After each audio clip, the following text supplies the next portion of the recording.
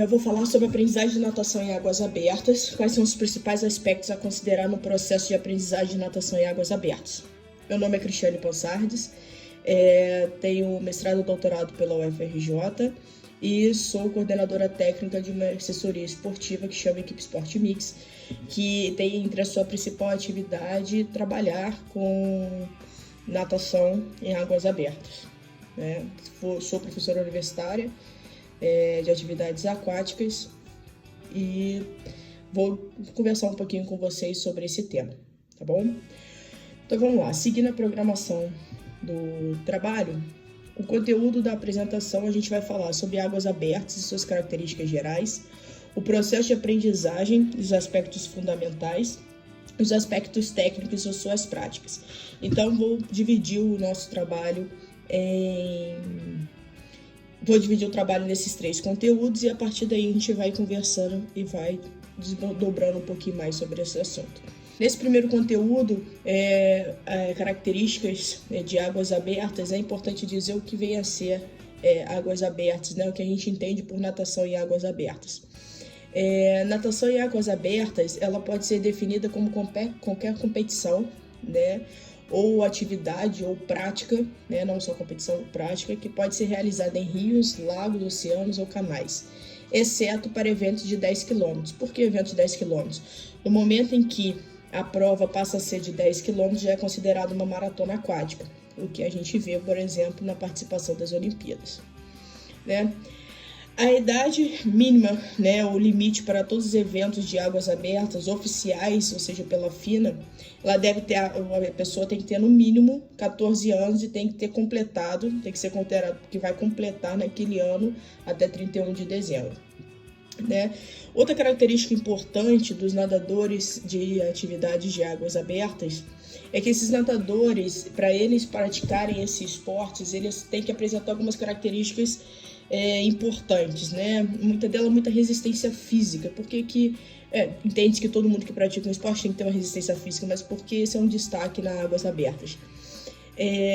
Como é uma atividade, um nado, em que você tem características de espaços externos que podem influenciar, como por exemplo correntes, marés, a própria vegetação que pode estar no mar, como animais marinhos, peixes, você precisa ter uma resistência física, porque quando você encontra com determinadas questões como essa, você vai utilizar de uma determinada força maior. Além disso, tem a questão do sol, e do sal.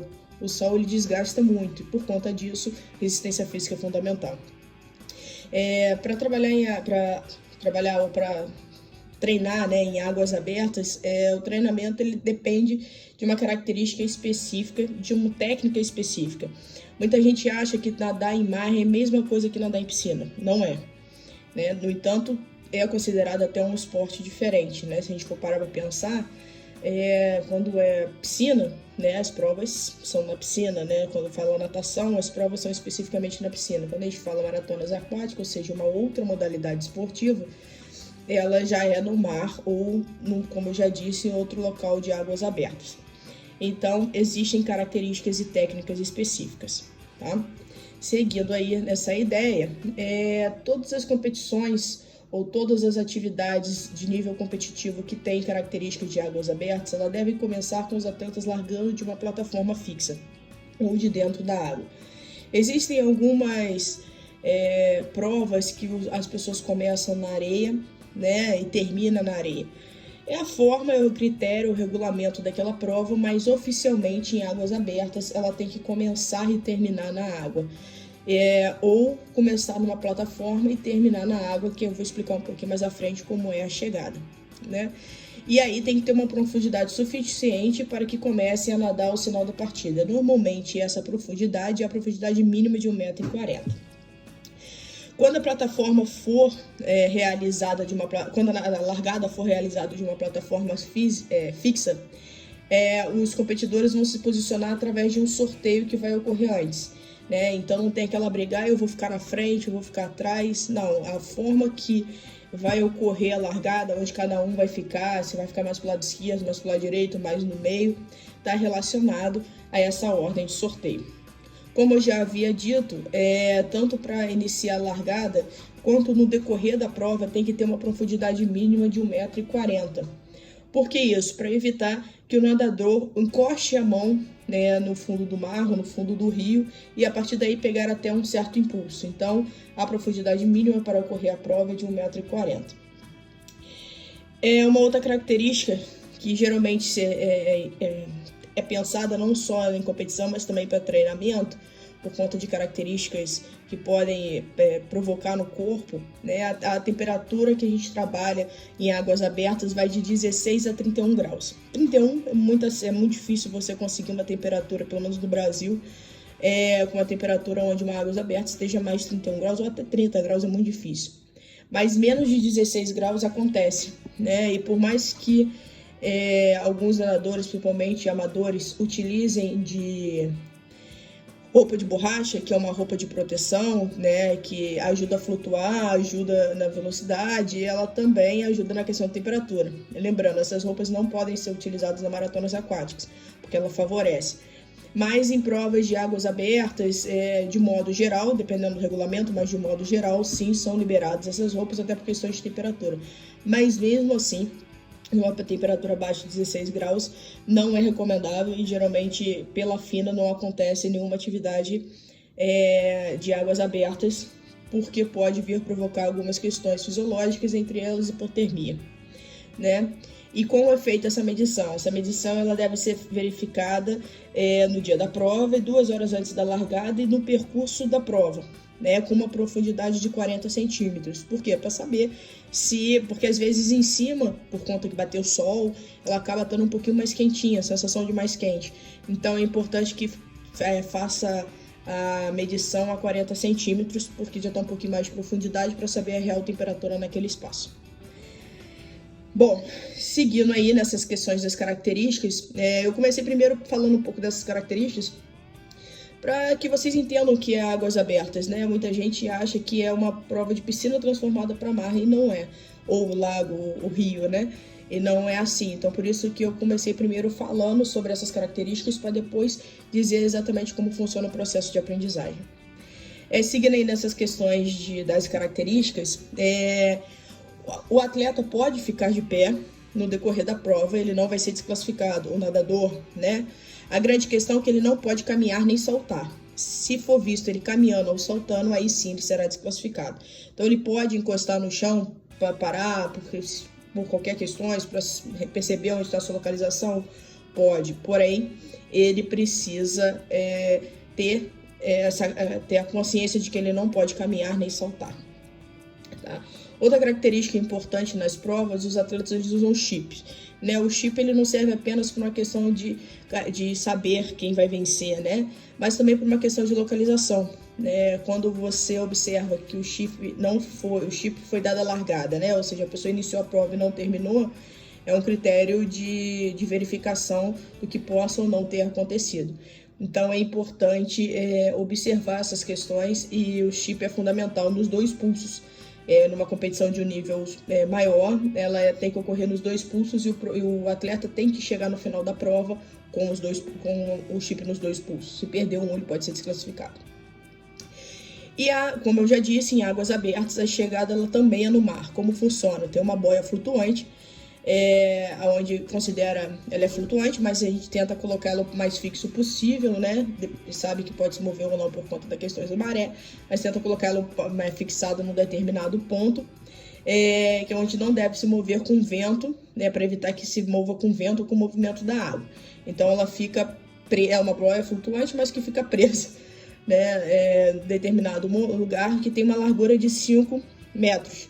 Onde conforme o atleta vai chegando, ele tem que encostar naquela boia com uma mão, com que uma das mãos, as 2 mãos vão ter o chip, né? Mas a gente entende que na hora que ele bater, o chip vai detectar e aí vai ter certeza que esse atleta, essa pessoa chegou.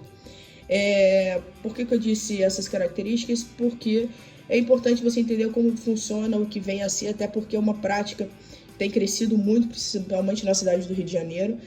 Hoje em dia existem muitas assessorias esportivas ao longo da orla, e aí desde do lado do Recreio até Flamengo, que atuam com natação, e são características diferenciadas, né? Então é importante saber uns pontos relevantes, até de curiosos, vamos dizer assim, de curiosidade do que é, para que a gente possa agora falar um pouquinho do processo de aprendizagem, que é o nosso assunto principal, ok?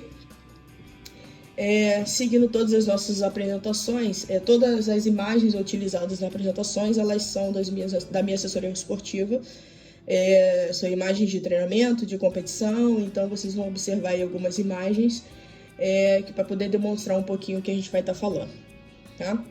Trabalhando essa questão do processo de aprendizagem, eu gostaria de começar nesse processo falando sobre a diferença de nadar e natação. É muito importante que nós saibamos a diferença entre os dois. Por quê? É muito comum o aluno chegar para você e falar assim, não, eu não sei nadar, não, eu sei nadar. E aí você fala, será que esse aluno sabe realmente, ele sabe se manter? E aí a gente começa a fazer algumas perguntas, né?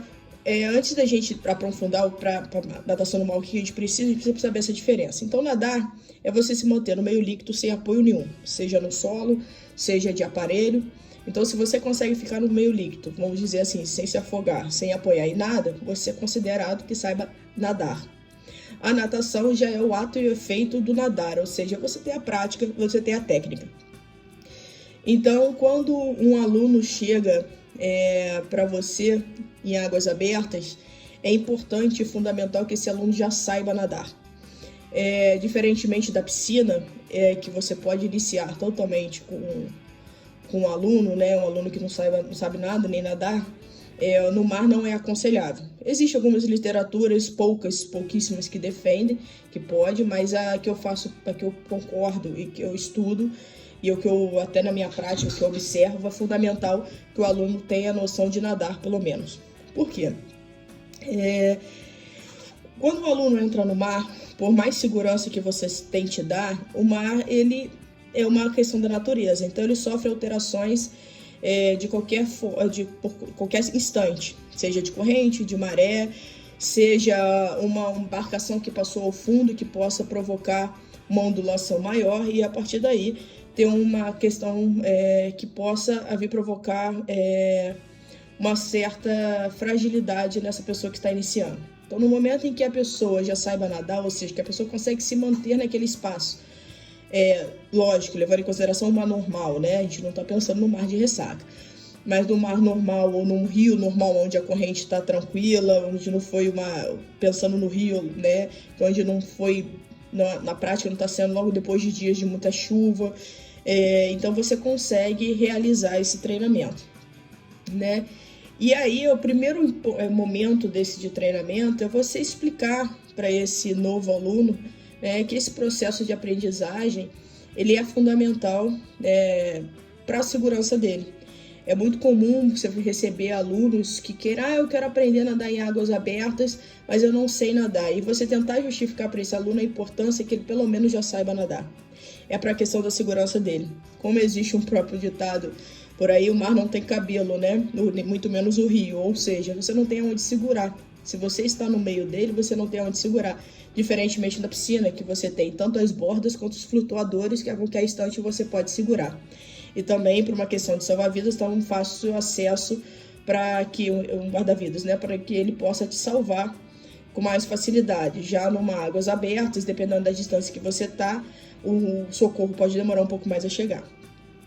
A forma que nós, profissionais de educação física, atuamos em questões de atividade de águas abertas é sempre ter o professor que, além de ele estar dando a aula, ele está especificamente te dando uma certa segurança. Normalmente esse professor está em cima de algum material de apoio, seja ele um caiaque, uma prancha de stand-up, pode ser até uma prancha de surf, mas ele tem alguma coisa que, se sendo necessário, ele consiga fazer um socorro e colocar esse aluno de forma segura e levar até a terra, vamos dizer assim, né? Então é importante que o nadador tenha conhecimento dessas questões e que antes dele iniciar, seja feito com ele uma conversa explicando que o mar, o rio ou o lago, ele tem uma diferença da piscina também, né, questões das correntes e das marés. Né? Por isso que quando a gente for ver um pouquinho mais da técnica, a importância de fazer uma respiração frontal, ou de olhar pelo menos frontal, para você saber onde você está nadando. Né? Quando você está na piscina, você tem as raias, né? Que é aquela marcação no chão. E aí você tem uma direção, você consegue perceber aonde exatamente você está nadando. Já no mar, você não tem essa opção, por conta da corrente, das marés, né? Ela vai te levando de acordo com a corrente, então você precisa ter um ponto fixo. Então é importante trabalhar e explicar para esse aluno o que são as correntes, o que são as marés, e ele perceber que vai ter dia que a prática de natação dele vai ser muito mais tranquila do que outros, vai ter dias, inclusive, que não será recomendado a prática dele. Bom, aí a pessoa já entendeu isso, a pessoa sabe nadar, e aí ela começa a praticar. O nado mais utilizado no mar é o nado crawl, onde a gente fala assim, a técnica de mar é diferente de piscina. Sim, mas se ele já tem uma técnica de piscina, sem dúvida nenhuma, ajuda a aprimorar e a especificar a técnica de mar. Então, normalmente, mar, você inicia com esse novo integrante de atividades em águas abertas com nado crawl. É óbvio que em algum momento ele pode nadar um peito para relaxar, mas entendendo que esse aluno ele só sabe nadar e ele não sabe natação, vamos pegar um aluno bem iniciante, é importante que esse processo inicie pelo nado crawl, onde você possa estar trabalhando com ele características desse movimento alternado e a partir daí poder estar especificando a parte da natação no mar. Dividindo a natação do mar em 3 partes, a gente tem a parte de iniciação, né, que é a transferência da piscina para o mar, que normalmente é quando a pessoa vem da piscina para o mar. Como eu disse, é importante que a pessoa saiba nadar.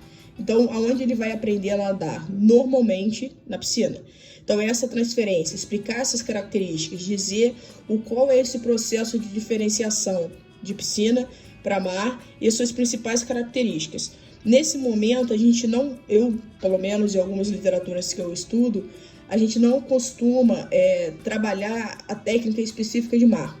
A gente mostra que existe a corrente, que existe a marés, que algumas informações, algumas coisas precisam ser alteradas, mas primeiro a gente faz a ambientação dessa pessoa no mar. A partir daí, a gente começa a fazer o treinamento. O que é o treinamento? É um treino motor dentro e fora d'água. Explicar como é a prática motora da natação em águas abertas, dentro e fora d'água. E você fala, fora d'água? Sim. Uma questão do movimento. A gente tem que entender que a gente está no mar e a água já não é tão transparente quanto na piscina. Por mais dias lindos que a gente possa ter, nem sempre é assim. Então, para o próprio aluno conseguir compreender motoramente qual é o movimento correto, indicamos que sejam realizados exercícios fora da água. Atividades motoras, exercícios motores de fortalecimento muscular, como também de compreensão muscular, para que esse aluno, quando ele for para a água, ele consiga realizar um treinamento mais específico, onde ele possa ver um resultado maior e perceber a real diferença entre treinar no mar e treinar na piscina. Uma outra característica são as competições, as provas e suas características táticas. Vai levar em consideração que as competições em águas abertas, elas acontecem em mar, rio ou lago, como eu já disse. E aí, como acontecem as marcações? Nem sempre você sai de um ponto e chega no outro. Às vezes você vai dar a volta, mas independente dos dois casos, é importante você saber que existem boias de sinalização. Essas boias, elas servem não apenas para indicar o caminho, mas que para você também tenha noção da direção que você está nadando, você saiba aonde pode ser seu ponto de apoio. Normalmente nessas boias existem pontos de apoio, e se for provas longas, existem pontos de hidratação e alimentação. Como que é feito esses pontos de hidratação e alimentação? Normalmente existe uma plataforma também flutuante, como a da largada, onde ficam os técnicos e eles ficam com um aparato que é tipo uma varinha, vamos dizer assim, para tentar associar uma varinha de pesca, onde no final existe um local onde se põe alimentação ou hidratação. Normalmente, em atividades da água, a gente usa questões mais líquidas. Por quê? Ou então questões menos pastosas, né? Muita gente fala assim, eu passo mal com o gel na água. Por que isso pode acontecer? Que o gel é mais pastoso. porque o gel pode enjoar, por conta do balanço, né? A pessoa para, então pode enjoar. Ou coma algo mais sólido, como uma bananada, por exemplo, ou um líquido onde ele tenha todos os eletrolíticos que a gente precisa, hidroeletrolíticos, porém ele tem que ser numa concentração onde você também não beba muito, senão também você possa ficar enjoado. E ali também algumas características técnicas, né? Como que você, como eu disse, né? Essas marcações vão conseguir mostrar para você a sua localização, se você o percurso da prova, e até para você compreender antes de iniciar qual o percurso, quais os caminhos que você possa fazer para chegar naquele determinado ponto. Então, de modo geral, a gente inicia como que é o processo de aprendizagem, né? A gente faz uma iniciação que é a adaptação dessa pessoa no mar. Geralmente é a transferência da pessoa da piscina para o mar. Depois vem um treinamento, é um treinamento motor, ou seja, a gente vai trabalhar especificamente as questões motoras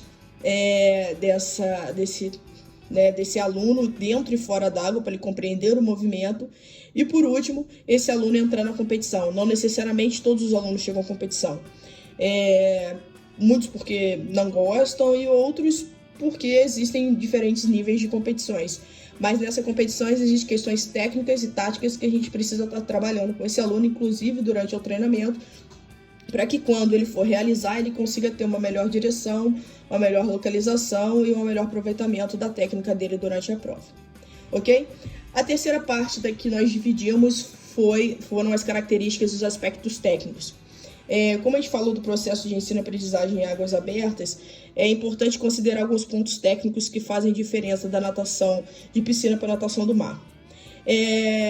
Alguns pontos são iguais, como por exemplo, a composição o corpo, como vai ser o corpo na água, né? Ele também vai ficar no plano ventral e horizontal, e é onde ele vai realizar rolamentos, onde no seu eixo longitudinal, para você entender o que é o seu eixo longitudinal, é o meio do seu corpo, vamos dizer assim, você faça uma angulação de 30 a 45 graus. É importante que saiba isso, porque o corpo ele precisa fazer a sua angulação. E quando tem as correntes e as marés, é importante você saber trabalhar e aproveitar essa ondulação dentro do sentido das correntes das marés. É óbvio que nem sempre a gente vai conseguir, mas quando puder, você ganha velocidade, ganha vantagens da prática da natação com isso. Então é importante você compreender como funciona esse rolamento. E outra questão é o equipamento de treino. O equipamento de treino de mar, ele é muito parecido com o de piscina. A gente usa prancha, a gente usa pro boia, a gente usa pro mar, a gente usa paraquedas, usa corretor de braçada, usa pé de pato, então usa elástico. Então, normalmente, os equipamentos que nós utilizamos em piscina também são utilizados na prática dos aspectos técnicos do mar, né? A diferença é como a gente vai estar atuando em relação a isso. Seguindo nessas características, eu vou dizer um pouquinho sobre a composição do nado, né? Que a gente sabe que é braçada, pernada e respiração, e como essas três características elas podem se aproximar ou também se distanciar do nado da piscina para o mar, ou seja, não só do mar, quando eu falo mar, quero dizer especificamente águas abertas. A braçada ela se divide em duas fases, isso é ambas para as duas, que é a fase aquática e a fase aérea. A grande diferença está maior na fase de recuperação, que é uma fase aérea, e também na varredura, que são as varreduras que vão fazer o seu corpo se movimentar com mais velocidade ou não. A fase aquática ela se divide em quatro, né? Que entrada e alongamento deve ser uma só. É importante que ela entre mais ou menos na linha do nariz, né? E eu costumo dizer que na natação nosso corpo é uma flecha, ou seja, se eu entro com ele muito aberto, eu aumento o meu atrito, porque vai estar entrando mais águas entre o meu corpo e o meu movimento. Se eu entro com ele muito fechado, eu vou estar cruzando o meu corpo, ou seja, eu vou estar fazendo uma angulação muito maior e muito provavelmente eu vou nadar no estilo minhoca, então não é legal. Então é importante que a sua mão entre levemente para fora na direção do nariz. Outra questão é a varredura para baixo, onde eu vou estar movimentando o meu braço. Muita gente acha que a braçada é só fazer uma rotação com o braço, e não é assim que funciona. Existem as varreduras. Então, a primeira varredura para baixo é quando eu vou abrir um pouquinho o meu braço, ou seja, ele entrou na linha do nariz, eu vou abrir um pouquinho o meu braço. No momento em que eu abro esse braço, eu vou para a varredura para dentro, e que eu faço um movimento de agarre, é um movimento fundamental em todos os nados, não sendo diferentes em águas abertas. A partir do agarre é que eu costumo fazer realmente força. E aí, o momento que eu faço força é o momento em que eu vou estar fazendo maior propulsão para o meu nado. E aí, a partir que eu faço o movimento do agarre, o movimento de agarre é um movimento de 90 graus entre o meu braço e o meu antebraço. Eu vou fazer a varredura para cima, ou seja, eu vou alongar o meu braço. Nesse alongamento, eu vou levar o meu braço o mais próximo possível do meu quadril e quase numa extensão completa. Por que eu falo quase? Porque o meu cotovelo ele vai ficar um pouquinho mais alto. Porque quando eu entrar na fase aérea, que eu fizer a liberação, a primeira coisa do meu corpo que vai sair da água vai ser esse cotovelo. E aí, na hora que eu faço o cotovelo, que o meu cotovelo sai e que eu faço a rotação de ombro para fazer a recuperação, é onde entra a maior diferença entre piscina e mar nessa parte da braçada. Por quê? Na piscina a gente faz ela mais fechadinha, uma angulação entre o braço e o antebraço menor. Vamos colocar aí uma média de 30 graus, mais ou menos, 30, 40 graus. Quando a gente vai para a natação do mar, a minha angulação é maior, de águas abertas, minha angulação é maior. Por quê? Porque eu tenho muitas vezes ondas, né, ou marolinhas, que a gente fala, também pode chamar de carneirinhos, que aí depende de cada região, chama de um jeito, mas que essas ondas atrapalham um pouco. Então, se eu faço minha mão muito baixa, ela pode se arrastar na água e aumentar o meu atrito. No momento que eu faço ela mais aberta, eu consigo ter, primeiro, uma força maior na hora que eu estiver fazendo minha respiração frontal. E segundo, eu consigo diminuir esse atrito ao contato. Então, essa angulação de braço e antebraço na recuperação em águas abertas, ela é muito maior. Ela fica aí mais ou menos entre 150 e 160 graus entre os dois. Então, ela é bem mais aberta, é uma abraçada muito mais aberta. Então, se você observar na imagem que eu coloco, observa que a abraçada ela é muito mais aberta, que o cotovelo está mais alto, porém não tão flexionado como se fosse em piscina, ok? Seguindo aí nessas características, nós temos as pernadas e as respirações. A pernada em águas abertas ela é assim, muito parecida ao movimento com o de piscina, né? Ele faz movimentos ascendentes e descendentes, aonde eu vou fazer uma pequena ou uma leve flexão e extensão de quadril e joelho e vou fazer uma flexão e extensão um pouco maior de tornozelo, né? É onde o meu movimento maior vai ser o tornozelo. Eu vou fazer eu não vou flexionar tanto o meu joelho, né, meu quadril, para diminuir esse atrito, e o meu tornozelo vai fazer no nível da água o movimento, vamos colocar entre aspas, de motor. Mas apresenta uma diferença muito grande. Geralmente, na piscina, além do corpo sustentar, a perna serve para sustentar, ela serve para dar velocidade, né? Então, se eu tiver que fazer uma comparação, ela é muito maior em velocidade do que em comparação, muito maior até a função muito maior de velocidade do que sustentação na piscina. Já em águas abertas, essa questão modifica. Ou seja, a pernada ela tem uma função de sustentação. Por quê? Quando eu for fazer a respiração frontal, quando eu levanto a minha cabeça para cima, meu corpo tende a baixar, né? Então, no momento em que o meu corpo tende a baixar, o que vai fazer essa sustentação para o meu corpo não abaixar e eu perder qualidade de nado? Vai ser a minha pernada. Então, minha pernada na águas abertas, ela tem uma função de sustentação. Vai ajudar com velocidade? Vai ajudar com velocidade. Mas o meu número de ciclos de pernada para cada ciclo de braçada vai ser muito menor do que na piscina, porque minha função maior é de sustentar, é dar sustentação do meu corpo nessa prática. E a outra composição do nado é a respiração, que em águas abertas ela é fundamental que ela seja bilateral e frontal. Normalmente na piscina, o velocista, né, quanto mais apneia ele faz, melhor para ele, porque ele diminui o atrito. No mar, essa opção não é muito recomendável. Então, normalmente, no mar, se faz bilateral, normalmente a cada 3 braçadas. Então, eu faço 1, 2, 3, respiro para a direita, 1, 2, 3, respiro para a esquerda, 1, 2, 3, respiro frontal. Essa é uma característica que a gente usa muito com o iniciante, né, para ele entender. E ele entender que essa frontal para ele entender um ponto de referência. Ele precisa entender esse ponto de referência, porque se a gente não trabalha isso com ele, ele vai deixar a corrente e a maré levar, e aí depois ele vai sair no ponto X e ele teria que chegar no Y, ele vai chegar no X mais Y e vai chegar no Z, né? E não vai chegar onde ele determinava por conta que ele perdeu esse ponto de referência. E esse ponto de referência ele vai se dar no processo da respiração, que tem que ter a respiração frontal. Bom, De modo geral, eu fiz uma apresentação ampla, muitos mais pontos poderiam ser abordados, mas não foi possível, até por conta do tempo, e como tem essa distância, a gente acaba também não tendo como fazer um bate-bola aí, conversar um pouquinho mais e tirar mais dúvidas de vocês. Tá aí o nosso contato do seminário, qualquer dúvida pode entrar em contato. Segue aqui as 2 principais referências que eu utilizei nessa apresentação e me coloco à disposição para que quem precisar tirar mais dúvidas ou então bater um papo e a gente discutir um pouco mais, tá bom? Muito obrigado.